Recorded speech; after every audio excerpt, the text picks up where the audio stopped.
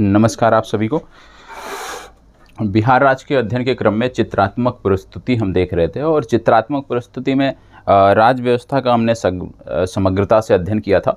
और उसी के आगे आप देख रहे होंगे कि जो दूसरी सीरीज चल रही थी वो भारत के भूगोल की चल रही थी।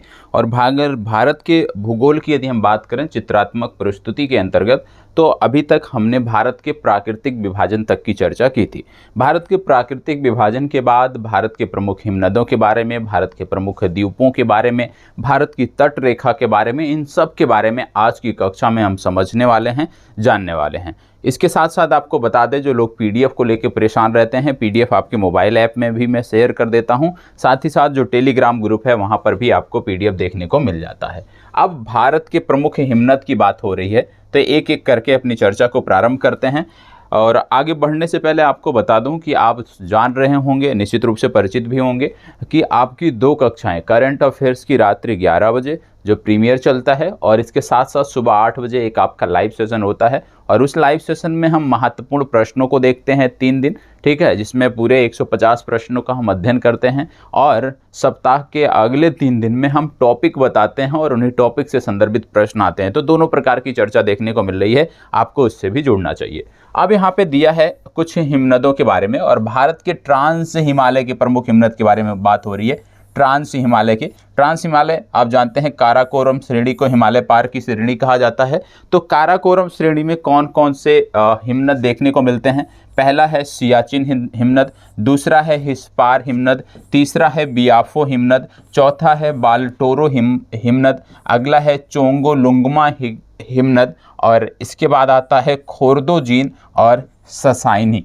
तो ये आपको देखने को मिलते हैं जो प्रमुख हिमनद हैं। विशेष रूप से काराकोरम श्रेणी की बात हो रही है, हिमालय पार की श्रेणी की बात हो रही है। इसके बाद जब बात आती है भारत के प्रमुख हिमनदों की, तो भारत के प्रमुख हिमनदों में जब आप आगे बढ़ते हो तो यहाँ पे आपको कुछ प्रमुख हिमनद देखने को मिलते हैं। जैसे सबसे पहले आपको देखने को मिलता है, भारत में जब आप बात करते हो, सबसे पहले आपको देखने को मिलता है कफनी हिमनद।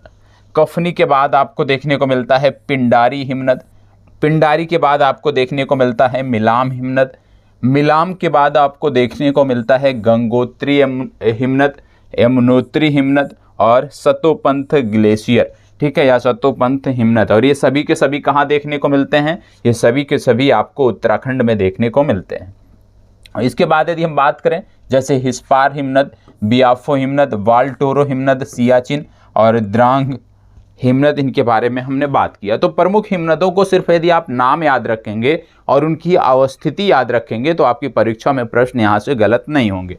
तो नाम और उनकी अवस्थिति आपको पता होना चाहिए, इस पर आपको चले। अब यहाँ पे उत्तराखंड के प्रमुख हिमनदों के बारे में बताया गया है। जैसे उत्तराखंड के प्रमुख हिमनदों में यदि आप देखते हैं तो सबसे पहले चौराबाड़ी हिमनद देखने को मिलता है।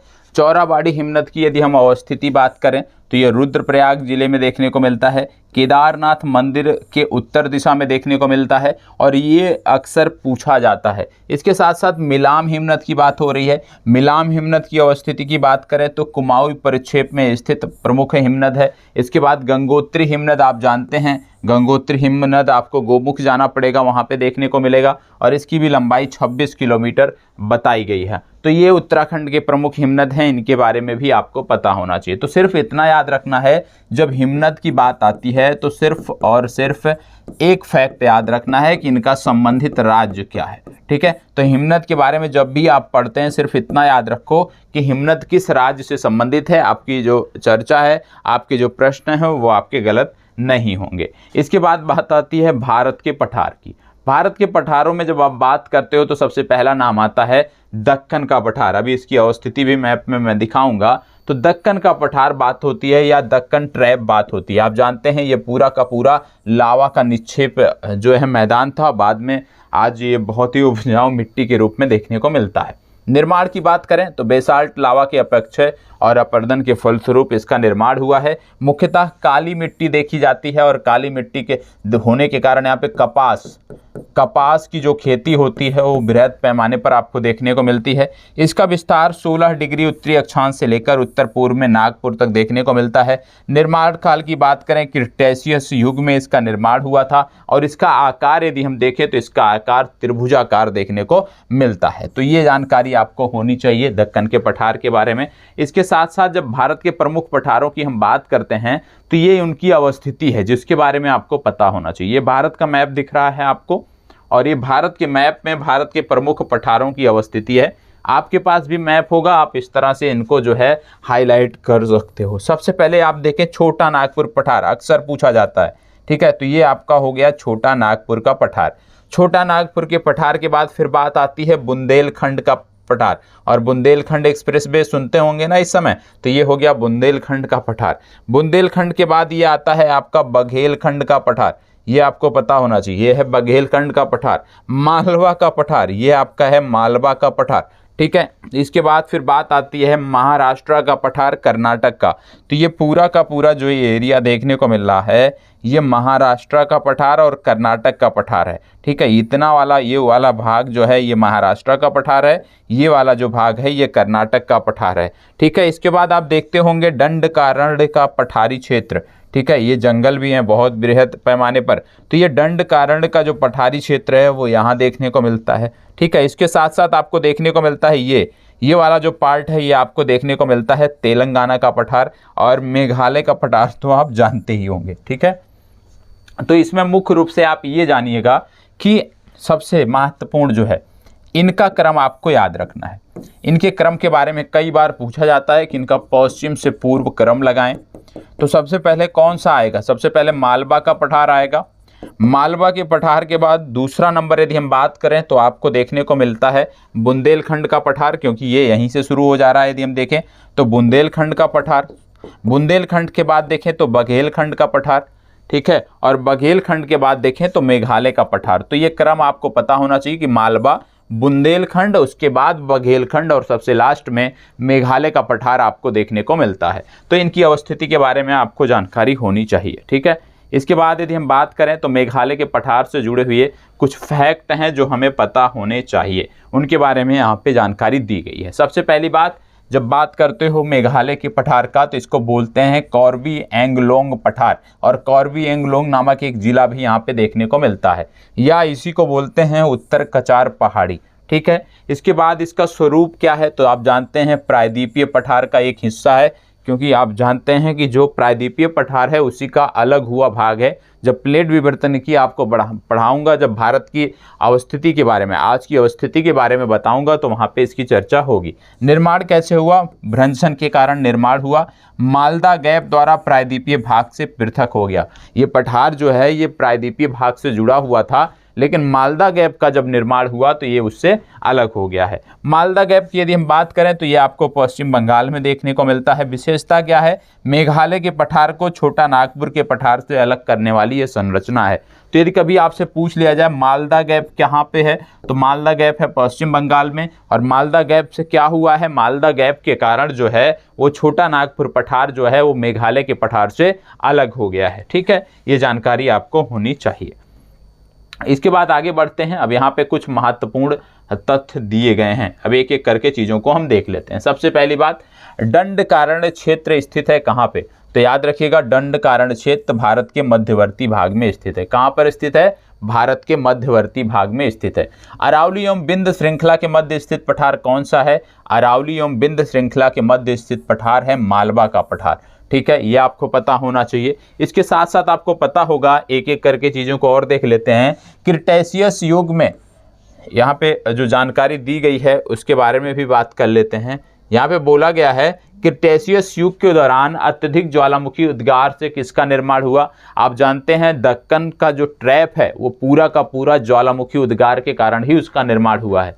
हिमालय तथा भारत के अतिरिक्त प्रायद्वीपीय पर्वतों का निर्माण कब हुआ? सेनोजोइक महाकल्प में हुआ, ठीक है। छोटा नागपुर पठार आकृति किसकी है? एक अग्र गंभीर आकृति देखने को मिलती है। अब यहाँ पे मालवा का पठार आपको देखने को मिल रहा है। मालवा के पठार की जब हम बात करते हैं तो यहाँ पे आपको देखने को मिलता है कि इसकी अवस्थिति की जब बात करते हैं तो अरावली एवं विंध्य श्रृंखलाओं के मध्य यह फैला है। मालवा का पठार कहाँ फैला है? मालवा का पठार जो है वो अरावली एवं विंध्य श्रृंखलाओं के मध्य फैला है। मध्य उच्च भूमि की यदि हम बात करें तो नर्मदा नदी के उत्तर में स्थित है। इसके अधिकतर भागों का नाम जो है वो मध्य उच्च भूमि, मतलब मालवा का पठार का जो भाग नर्मदा नदी के उत्तर में है, मालवा के पठार का जो भाग नर्मदा नदी के उत्तर में है उसको मध्य उच्च भूमि कहा जाता है और इसकी कुल लंबाई 530 किलोमीटर है, चौड़ाई 390 किलोमीटर है। सीमा निर्धारण यदि हम बात करें मालवा के पठार की तो उत्तरी सीमा कौन निर्धारित करता है? अरावली पर्वत निर्धारित करता है। दक्षिणी सीमा कौन निर्धारित करता है? विंध्य श्रेणी निर्धारित करता है। पूर्वी सीमा कौन निर्धारित करता है? बुंदेलखंड का पठार निर्धारित करता है। तो ये फैक्ट हैं, ये आपको पता होना चाहिए कि मालवा के पठार की जो सीमा निर्धारण है वो किसके द्वारा किया जाता है? उत्तरी सीमा अरावली पर्वत द्वारा, दक्षिणी सीमा विंध्य श्रेणी द्वारा और पूर्वी सीमा जो है वो बुंदेलखंड के पठार द्वारा जो है बनाई जाती है। विशेषता इसका क्या है कि प्रायद्वीपीय क्षेत्र के लगभग आप कह सकते हो 1,50,000 वर्ग किलोमीटर क्षेत्र पर यह विस्तारित है। अब एक एक करके सभी पठारों के बारे में यहाँ पे हम देखने वाले हैं। इसी के बाद दूसरा हम देखते हैं दंडकारण्य क्षेत्र। ठीक है, ये भी काफ़ी चर्चा में रहने वाला क्षेत्र है नक्सल गतिविधियों के कारण। तो ये जो दंडकारण्य क्षेत्र है इसकी बात करें तो ये उड़ीसा, छत्तीसगढ़, आंध्र प्रदेश, तेलंगाना, महाराष्ट्र इन सभी जिलों राज्यों में फैला हुआ है। उड़ीसा, छत्तीसगढ़, आंध्र प्रदेश, तेलंगाना, महाराष्ट्र। यदि आपसे कभी पूछ लिया जाए कि निम्नलिखित में से किस राज्य में दंडकारण्य पठार का विस्तार देखने को मिलता है तो आप बताओगे उड़ीसा, छत्तीसगढ़, आंध्र प्रदेश, तेलंगाना। 5 राज्य हैं और इन 5 राज्यों के नाम आपको पता होने चाहिए। ठीक है, क्षेत्रफल इसका क्या है? लगभग 92,000 वर्ग किलोमीटर इसका क्षेत्रफल आपको देखने को मिलता है। तो इसमें प्रमुख रूप से सिर्फ इतना याद रखिए कि दंडकारण्य क्षेत्र जो है वो 5 राज्यों में विस्तारित है और इन 5 राज्यों के नाम आपको पता होने चाहिए। इसको नोट करना है, नोट्स बनाते हुए चलना है, पीडीएफ के भरोसे नहीं रहना है, बता दे रहा हूँ। ठीक है, नोट्स बनाते हुए चलना है, स्वयं का नोट्स होता है तो चीज़ें बेहतर रहती हैं। ठीक है, अब बात आती है छोटा नागपुर का पठार। छोटा नागपुर के पठार की बात करें तो ये 5 छोटे पठारों से मिलकर बना है। ठीक है, छोटा नागपुर का पठार जो है ये 5 छोटे पठारों से मिलकर बना है। इसमें यदि हम बात करें तो आपको देखने को मिलता है, सबसे पहली बात विशेषता क्या है? मध्य पश्चिमी भाग पर पाटभूमि की अवस्थिति, दामोदर नदी द्वारा अपवाहित, मतलब छोटा नागपुर का जो पठार है वो दामोदर नदी द्वारा अपवाहित है। अब विभाजन यदि हम देखें इसका तो आपको देखने को मिलता है 5 छोटे पठार विभाजन करते हैं। कौन कौन से? रांची का पठार, कोडरमा पठार, बाह पठार, हजारीबाग पठार, पट पठार, ये आपको पता होना चाहिए। और आपको देखने को मिलता है कि इसको भारत का रूर भी कहते हैं। क्या कहते हैं इसको? इसको भारत का रूर भी कहते हैं, यह भी आपको ध्यान में रखना है। अब बात आ गई तटीय भाग की, भारत की तट रेखा की। आपको पता होगा तट रेखा से संबंधित प्रश्न लगभग आपकी परीक्षा में, प्रत्येक परीक्षा में पूछा जाता है। तो तट रेखा से संबंधित जो फैक्ट है उसको यहाँ पे ध्यान से पढ़ना है। अब तट रेखा के बारे में क्या जानकारी दी हुई है आइए देखते हैं। सबसे पहली बात, भारतीय तट रेखा की जो विशिष्ट तथ्य हैं वो क्या हैं? सबसे पहले आप देखने को पाते हो कि जो तट रेखा की कुल लंबाई है, भारतीय तट रेखा की कुल लंबाई 7,516.6 किलोमीटर है। ठीक है, कितना है? 7,500, ये फैक्ट रट जाना चाहिए, 7,516.6 किलोमीटर है। और इसमें से मुख्य भूमि से लगे कुल तट की जो लंबाई है वो कितनी है? 5,422.6 किलोमीटर है। मतलब मुख्य भूमि की जो तट रेखा है वो 5,422.6 किलोमीटर है और मुख्य भूमि से दूर कुल तट रेखा की लंबाई है 2,094 किलोमीटर। ठीक है, ये आपको पता हो गया। सर्वाधिक लंबी तट रेखा की बात करें, कई बार प्रश्न बना है, तो सबसे लंबी तट रेखा है गुजरात की। ठीक है, सबसे लंबी तट रेखा है गुजरात की। सबसे छोटी तट रेखा की बात करें तो सबसे छोटी तट रेखा है पौंडीचेरी। ठीक है, राज्यों में यदि हम बात करते हैं तो राज्यों में गोवा। तो याद रखिएगा, यदि आपसे पूछ लिया जाए निम्नलिखित में से किस राज्य की तट रेखा सबसे छोटी है तो आप टिक करोगे गोवा। लेकिन यदि आपके प्रश्न में दिया है निम्नलिखित में से किस राज्य केंद्र शासित प्रदेश की तट रेखा सबसे छोटी है तो आप टिक करोगे पौंडीचेरी। ठीक है, तो ये दोनों फैक्ट आपको पता होना चाहिए। इसके बाद यदि हम बात करते हैं तो तटीय सीमा इसकी कहाँ पे है? जो हमारी 7516.6 किलोमीटर की तट रेखा है, तो तट सीमा का निर्धारण कैसे होता है? तो पूर्व में कौन करता है? बंगाल की खाड़ी। पश्चिम में कौन करता है? अरब सागर। दक्षिण में कौन करता है? हिंद महासागर। और सुबह मैंने आपको एक प्रश्न बताया था कि यदि आपसे पूछ लिया जाए कि हिंद महासागर की जल धाराओं की दिशा को निर्धारित करने वाला कारक कौन सा है, तो हिंद महासागर की जल धाराओं की दिशा को निर्धारित करने वाला जो कारक है वो कारक है मानसूनी पवनें। इसको भी आपको याद रखना है, ठीक है। अब ये जो तट रेखा है ये 9 राज्यों और 4 केंद्र शासित प्रदेशों में विस्तारित है। अब ये 9 राज्य कौन से हैं जो तटीय हैं भारत के? सबको पता होना चाहिए, भारत का मैप याद होना चाहिए आपको। सबसे पहले गुजरात, सबसे लंबी तट रेखा, उसके बाद महाराष्ट्र, फिर तीसरा देखने को मिलता है गोवा, सबसे छोटी तट रेखा, फिर कर्नाटक, केरल, तमिलनाडु, आंध्र प्रदेश, उड़ीसा, पश्चिम बंगाल। तो इसमें आपको याद रखना है सबसे लंबी तट रेखा गुजरात की, सबसे छोटी तट रेखा गोवा की। केंद्र शासित प्रदेशों में बात करें, कौन कौन से केंद्र शासित प्रदेश आते हैं? तो दादर और नागर हवेली, दमन दीव अब एक हो गए हैं, लक्षद्वीप, पौंडीचेरी, अंडमान निकोबार। तो ये सभी के सभी आपको पता होना चाहिए। अब भारत के तटीय राज्यों को हम मैप के माध्यम से कुछ देख लेते हैं। यहाँ पे कुछ महत्वपूर्ण तथ्य हैं, ठीक है। भारत के तटीय राज्य आपके हैं, कौन कौन से हैं? गुजरात, महाराष्ट्र, गोवा, कर्नाटक, केरल, ठीक है, आंध्र प्रदेश, ओडिशा। अब यहाँ पे आप देख रहे होगे पश्चिम बंगाल, यहाँ पे देख रहे होगे कि कुछ स्थानों के नाम दिए हुए हैं। इसमें यदि आप देखोगे, जैसे गुजरात दिया है, गुजरात के बाद महाराष्ट्र दिया है राज्य, और यहाँ पे जंजीरा दिया है, ठीक है। फिर इसके बाद गोवा में जाओगे तो कालांगुट पुलिन आपको देखने को मिलता है। कर्नाटक में जाओगे तो उडुपी देखने को मिलता है, ठीक है। तमिलनाडु हो गया बीच में, फिर केरल हो गया, कन्याकुमारी आपको देखने को मिलता है, सबसे दक्षिणी बिंदु आप कह लीजिए, तूतीकोरिन देखने को मिलता है। फिर इसके बाद आप आते हो तो आपको ओरोविले देखने को मिलता है, मरीना बीच देखने को मिलता है, चेन्नई हो गया, एन्नौर हो गया। ये कुछ तटीय शहर हैं, इनके बारे में पता होना चाहिए। विशाखापट्टनम हो गया, गोपालपुर पुलिन हो गया, हल्दिया पोर्ट हो गया, दीघा पुलिन हो गया, कोलकाता। ये कुछ तटीय शहर हैं, इनके बारे में पता होना चाहिए, इनका नाम पता होना चाहिए। जैसे परीक्षा में मान लो 4 शहरों के नाम दे दिया कि इनमें से कौन सा शहर तटीय अवस्थित है, तो आपको कम से कम कुछ महत्वपूर्ण शहरों के बारे में पता होना चाहिए, ठीक है। चलिए आगे बढ़ते हैं। अब यहाँ पे है समुद्र, कुछ चीज़ें दी हुई हैं, जैसे आधार रेखा क्या होता है, क्षेत्रीय सागर क्या होता है, अनन्य आर्थिक जोन क्या होता है, ठीक है। अब इसमें देखना है कि सबसे पहली बात, ये जो जोन होते हैं कहाँ से? तट से समुद्र की ओर लिए जाते हैं। अब इसमें सबसे पहले है आधार रेखा। आधार रेखा की बात करें तो अंतः स्थल से सागर की ओर निकले भागों को मिलाने वाली सीधी रेखा आधार रेखा कहलाती। क्या? अंतः स्थल से सागर की ओर निकले भागों को मिलाने वाली रेखा अंतः आधार, आप कह सकते हो आधार रेखा कहलाती है। क्षेत्रीय सागर क्या होता है? किसी भी देश का प्रादेशिक जल क्षेत्र जो है ये क्षेत्रीय सागर कहलाता है। तीसरा आपका है अनन्य आर्थिक क्षेत्र। अनन्य आर्थिक क्षेत्र की बात करें तो किसी भी देश के आधार रेखा से 200 समुद्री मील तक का जो जल क्षेत्र होता है उसको अनन्य आर्थिक क्षेत्र कहते हैं। याद रखना है कितना? 200 समुद्री मील, ठीक है। तो ये आपको याद रखना है 200 समुद्री मील। चलिए आगे बढ़ते हैं।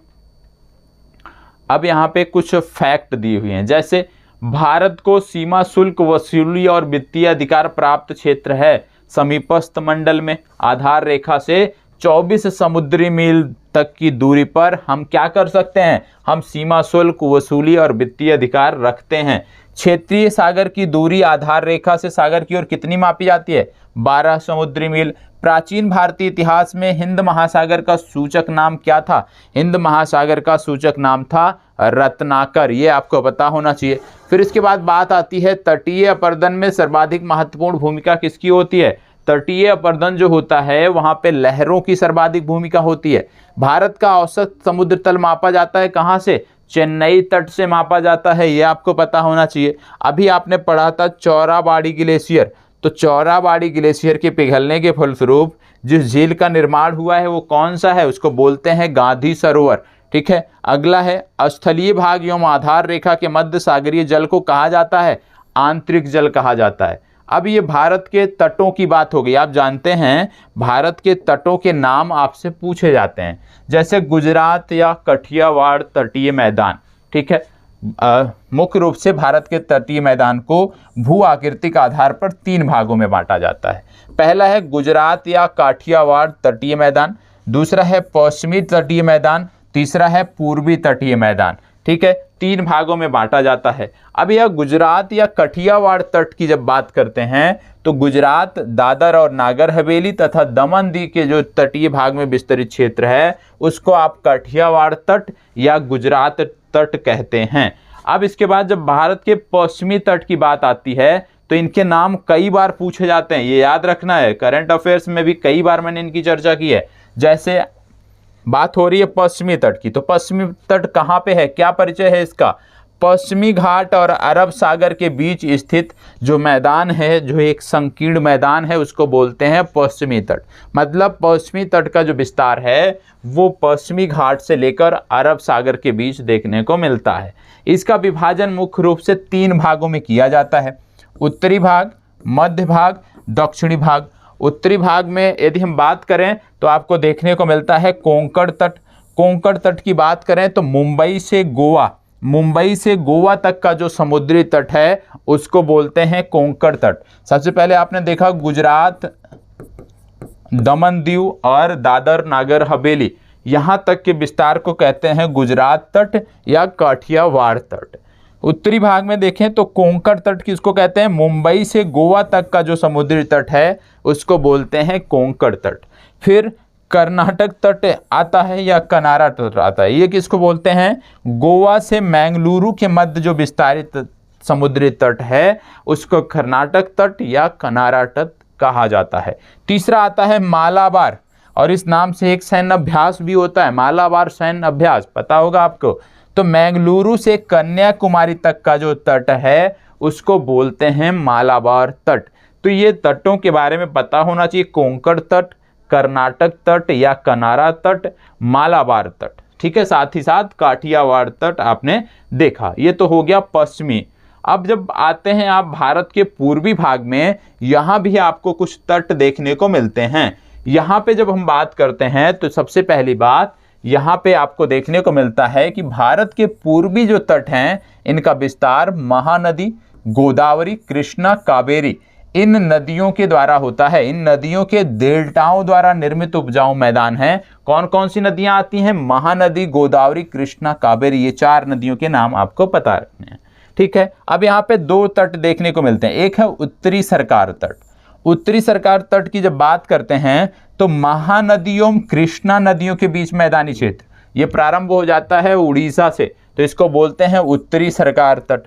कोरोमंडल तट आता है। कोरोमंडल तट की जब बात करते हैं तो आंध्र प्रदेश के फाल्स डीबी बिंदु से तमिलनाडु के केप कैमोरिन तक जो विस्तारित तट है उसको बोलते हैं कोरोमंडल तट। तो ये आपको पता होना चाहिए भारत के विभिन्न तटों के बारे में कि उनका विस्तार कहाँ पे है और किसको बोलते हैं। अब बात आ गई भारत के प्रमुख बंदरगाहों की। अब भारत के प्रमुख बंदरगाहों के बारे में भी आपको पता होना चाहिए। ठीक है, इनमें से कई के नाम बदले गए हैं, उनके बारे में पता होना चाहिए। अब जैसे यहाँ पे दिया है मुंबई, कांडला, मुर्मुगांव, जवाहरलाल नेहरू पोर्ट, जंजीरा, उडुपी, कोचीन, न्यू मंगलुरु। इसके बाद यदि पूर्वी तट की बात करें, विशाखापट्टनम, हल्दिया, पारादीप, एन्नौर या न्यू तूतीकोरिन। तो ये भारत के कुछ प्रमुख तट हैं, इनके बारे में भी आपको जानकारी होनी चाहिए। अब इन सब के बाद जो आपकी चर्चा है वो आपकी देखने को मिलेगी भारत के द्वीप समूहों के बारे में। अब द्वीप समूहों के बारे में हमें समझना है, और द्वीप समूहों की जब बात करते हैं तो सबसे पहले हम देखेंगे बंगाल की खाड़ी के द्वीप समूह। और बंगाल की खाड़ी के द्वीप समूह की जब बात करते हैं तो सबसे महत्वपूर्ण जो नाम आता है वो है अंडमान निकोबार द्वीप समूह। अब अंडमान द्वीप समूह की जब बात करते हैं तो सबसे पहली बात कि इसका जो सर्वोच्च शिखर है उसको बोलते हैं सैडल पीक, और ये 732 मीटर ऊंचा है। यहाँ पे द्वीपों की संख्या अक्सर पूछी जाती है। अंडमान और लक्षद्वीप से संबंधित द्वीपों की संख्या अक्सर पूछी जाती है। तो अंडमान के द्वीपों की जो संख्या है वो लगभग 550 है। ठीक है, उत्पत्ति कहाँ से हुई है इसकी? तृतीयक पर्वत श्रेणी अराकानियोमा के विस्तार से इसकी उत्पत्ति हुई है। ये विशेष रूप से बलुआ पत्थर, चूना पत्थर और सैलों से निर्मित है। ये तो बात हो गई अंडमान द्वीप की। अब इसी में जब आप आगे देखते हो तो कुछ चीजें यहाँ पे आपको और देखने को मिलती है। सबसे पहले बैरन द्वीप आपको देखने को मिलता है। बैरन द्वीप की जब बात करते हैं, ये पोर्ट ब्लेयर से 135 किलोमीटर दूर उत्तर पूर्व में देखने को मिलता है।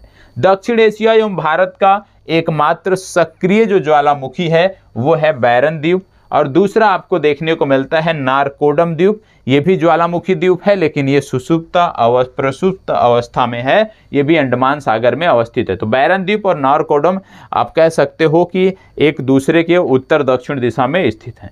इसके बाद बात आती है निकोबार द्वीप समूह की। निकोबार द्वीप समूह की बात करते हैं तो इसमें द्वीपों की कुल संख्या है 22। और जब निकोबार द्वीप समूह की बात करते हैं तो इसकी सर्वोच्च चोटी है माउंट थुलियर। तो याद रखना है, निकोबार द्वीप समूह की सर्वोच्च चोटी है माउंट थुलियर और अंडमान द्वीप समूह की सबसे ऊंची चोटी है सैडल पीक। यदि ओवरऑल आपसे पूछ लिया जाए कि अंडमान निकोबार द्वीप समूह की, अंडमान और निकोबार दोनों द्वीप समूह की सबसे ऊंची चोटी कौन सी है, तो आप बताओगे कि अंडमान निकोबार द्वीप समूह की सबसे ऊंची चोटी है सैडल पीक, क्योंकि सैडल पीक की जो ऊंचाई है वो 732 मीटर है। वहीं माउंट थुलियर की ऊंचाई जो है वो 642 मीटर है। तो ये दोनों आपको पता होना चाहिए। फिर बात आती है 10 डिग्री चैनल। जब आप अंडमान निकोबार पढ़ते हो तो 10 degree channel, 9 degree channel, 8 degree channel, 3 channel आपको पता होना चाहिए। 9 डिग्री, 10 डिग्री, 8 डिग्री याद रखना है। जैसे जैसे भारत भूमि से आप विषुवत रेखा की तरफ बढ़ेंगे, ये जो डिग्री है ये कम होता है। ये अक्षांश रेखा की ही बात हो रही है। तो 10 डिग्री चैनल क्या करता है? 10 डिग्री चैनल जो है वो अंडमान को निकोबार से अलग करता है। ठीक है, याद रखिएगा, 10 डिग्री चैनल अंडमान द्वीप समूह को निकोबार द्वीप समूह से अलग करता है। ठीक है, अब इसके बाद जब हम बात करते हैं तो यहाँ पे आपको देखने को मिल रहा है श्रीहरिकोटा द्वीप। और श्रीहरिकोटा द्वीप आपको पता होगा अक्सर चर्चा में रहता है इसरो के संदर्भ में। तो जो श्रीहरिकोटा द्वीप है ये पुलिकट झील में ही स्थित है, पुलिकट झील के पास ही स्थित है। कहाँ पर? आंध्र प्रदेश में। और भारत का उपग्रह प्रक्षेपण केंद्र जिसको बोलते हैं सतीश धवन अंतरिक्ष केंद्र, सतीश धवन अंतरिक्ष केंद्र इसी द्वीप पर स्थित है। ठीक है, इसकी विशेषता क्या है? यह पुलिकट झील को बंगाल की खाड़ी से पृथक करता है। ये जो द्वीप है, ये पुलिकट द्वीप जो है आपका ये जो हरिकोटा द्वीप है, श्रीहरिकोटा द्वीप, ये पुलिकट को बंगाल की खाड़ी से पृथक करता है। ठीक है, अब कुछ चीजें और हैं वो आपको देखना है। सबसे पहली बात, जैसे मैंने बोला, 8 degree channel, 9 degree channel, 10 degree channel.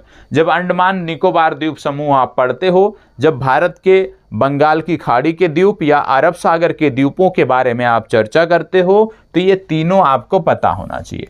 अब 8 डिग्री, 9 डिग्री, 10 डिग्री, मैंने अभी आपको बोला 10 डिग्री चैनल, तो 10 डिग्री आपने देखा कि अंडमान को निकोबार से अलग करता है। लेकिन यदि परीक्षा में पूछ लिया जाए, क्योंकि अंडमान 50 द्वीपों पर विस्तारित है, तो यदि आपसे पूछ लिया जाए कि अंडमान का कौन सा है वो द्वीप है जिसको अलग करता है, तो याद रखिएगा 10 डिग्री चैनल लघु अंडमान को कार निकोबार से अलग करता है।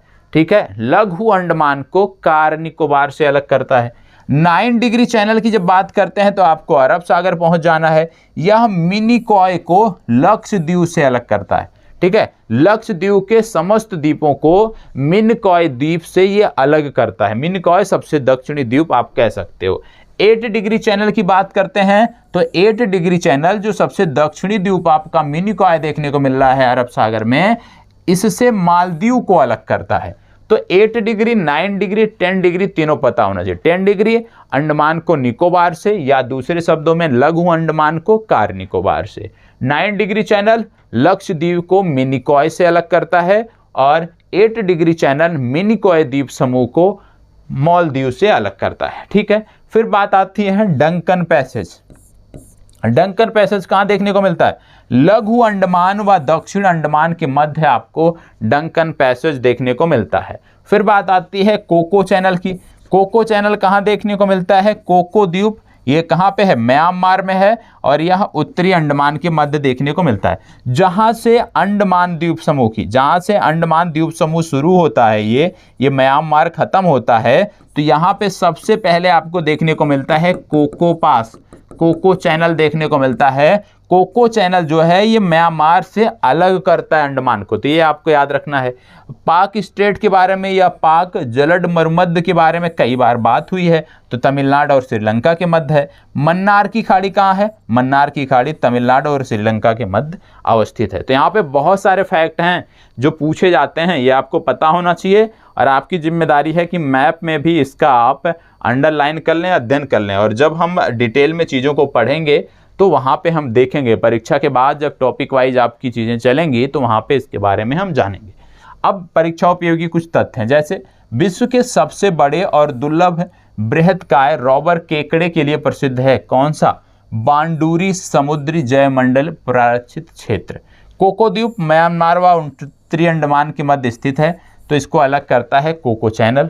ठीक है, भौगोलिक रूप से ग्रेट निकोबार के सबसे निकट इंडोनेशियाई कौन सा द्वीप है, तो ग्रेट निकोबार के सबसे निकट है सुमात्रा द्वीप। आप जानते हैं जावा, सुमात्रा ये सभी इंडोनेशिया के द्वीप हैं। ठीक है, अब अरब सागर के द्वीप समूहों की बात आ रही है, और जब अरब सागर के द्वीप समूहों की बात आती है तो लक्षद्वीप का नाम आपको याद रखना है। ठीक है, अब अवस्थिति इसकी कहाँ पे है, केरल के मालाबार तट के समीप है। पूर्व नाम क्या था इसका, यदि हम लक्षद्वीप की बात करें, लकाद्वीप, मिनिकॉय तथा अमीन द्वीप। वर्तमान नाम क्या है, लक्षद्वीप।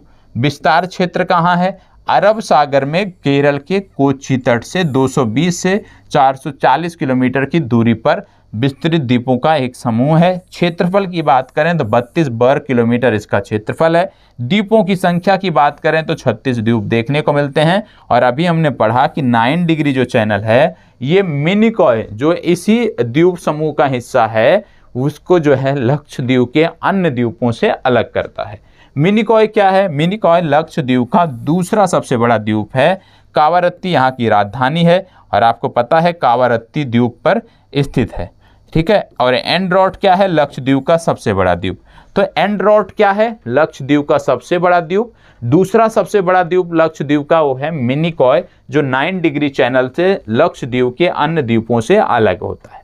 ठीक है, फिर इसके बाद आता है एलिफेंटा द्वीप।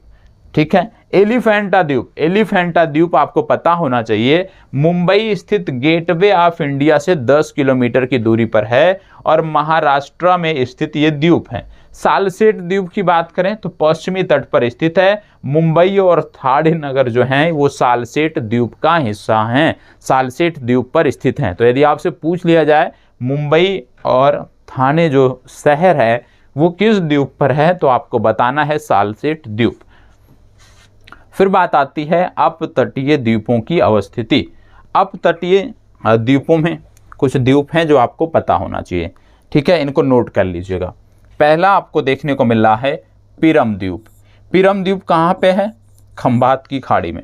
दूसरा है भैंसला द्वीप। ठीक है, भैंसला, ठीक है, भैंसला द्वीप। और भैंसला द्वीप कहाँ पे है, काठियावाड़ तट पे। फिर इसके बाद है द्वीप बैदा, नोरा, पीरतन और करुण भार, ये कहाँ है, कच्छ तट पर हैं। फिर इसके बाद आपको देखने को मिला खड़िया बेट, कई बार पूछा गया, याद रखिएगा, खड़िया बेट तथा आलिया बेट।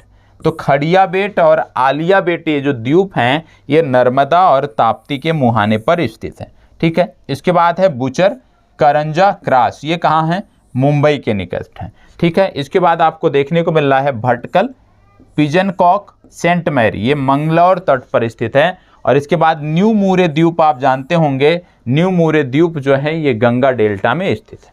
ठीक है, तो ये तो हो गए आपके द्वीपों की चर्चा। अब इसके बाद भारत के राज्य और केंद्र शासित प्रदेशों के बात यहाँ पे हो रही है। ठीक है, सबसे पहली बात होती है NCER की।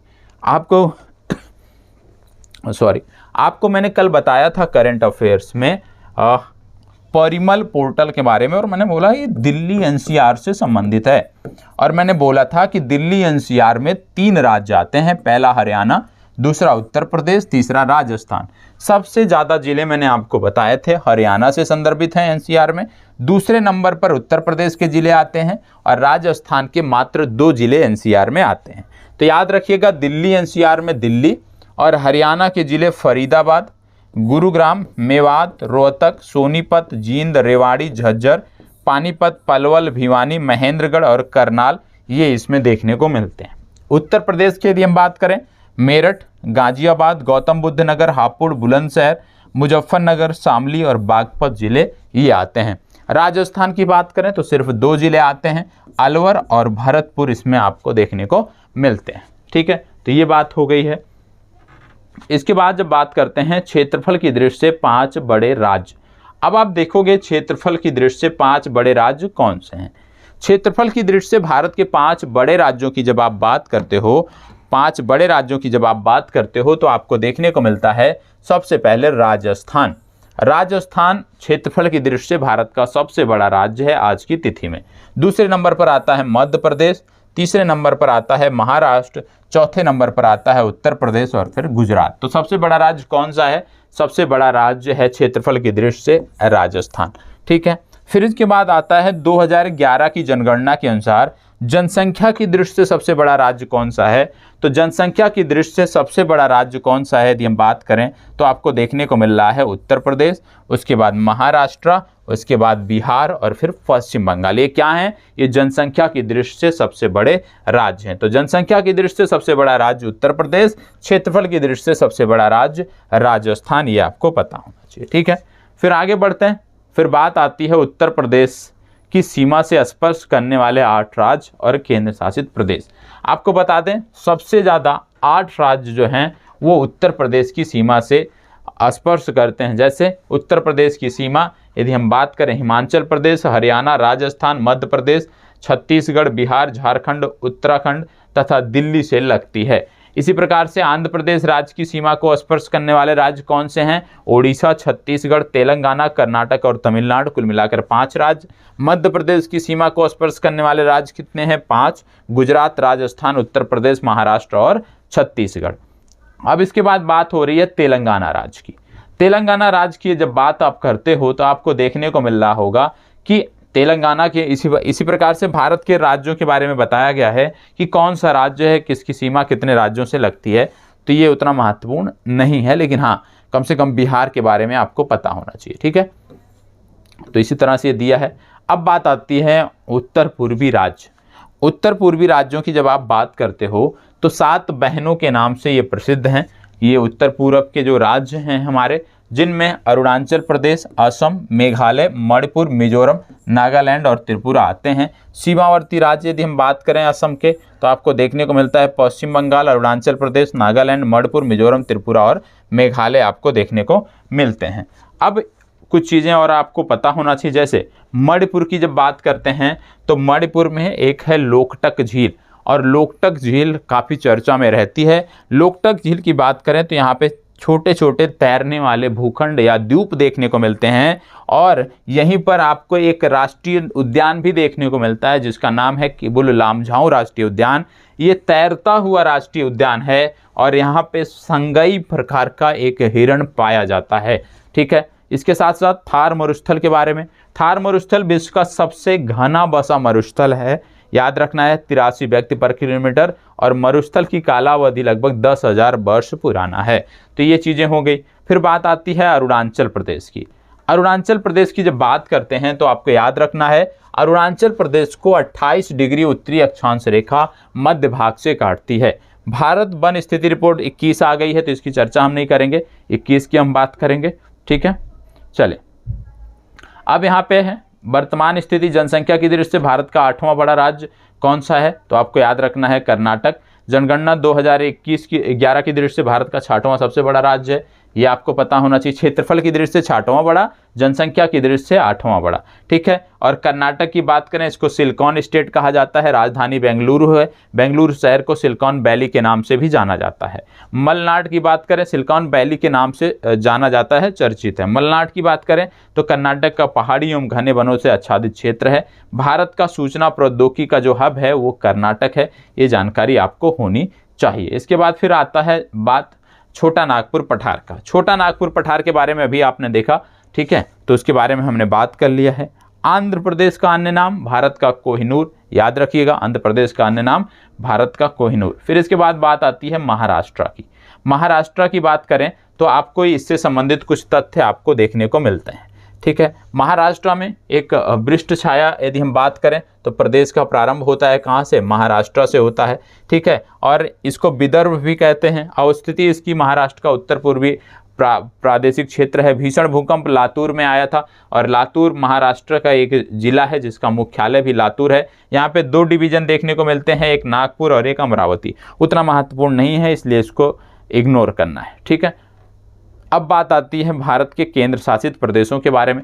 आप जानते हैं जम्मू कश्मीर, लद्दाख, चंडीगढ़, दिल्ली, पौंडीचेरी, दादर नागर हवेली और दमन दीव, ठीक है। इसके बाद लक्षद्वीप, ये भारत के कुछ केंद्र शासित प्रदेश हैं। और इनमें यदि हम बात करें तो याद रखिएगा, कई बार प्रश्न पूछा जाता है कि भारत का ऐसा कौन सा केंद्र शासित प्रदेश है जो दोनों तटों पर विस्तारित है, तो याद रखना है पौंडीचेरी। और इनका क्रम भी याद रखना है, जैसे एनम हो गया, कराईकाल हो गया, पौंडीचेरी हो गया, ये 3 यहाँ पे एनम, पौंडीचेरी, कराईकाल, इनका उत्तर से दक्षिण क्रम याद रखना है। और यदि बात करें माहे की, तो माहे आपको पश्चिमी तट पर देखने को मिलता है। तो कई बार पूछा जाता है कि कौन सा केंद्र शासित प्रदेश है जो दोनों तटों तक विस्तारित है, तो वो है पौंडीचेरी, क्योंकि माहे जो है ये आपको केरल में देखने को मिलता है, ठीक है। तो ये तो बात हो गई केंद्र शासित प्रदेशों की, ठीक है। केंद्र शासित प्रदेशों की बात करते हैं तो अंडमान निकोबार के बारे में आपने देख ही लिया, ठीक है। और आज की जो चर्चा है वो अब यहीं पे समाप्त करते हैं। इसके बाद कल की कक्षा में हम इसके आगे बात करेंगे, इसके आगे जानने का, समझने का प्रयास करेंगे। और ये PDF,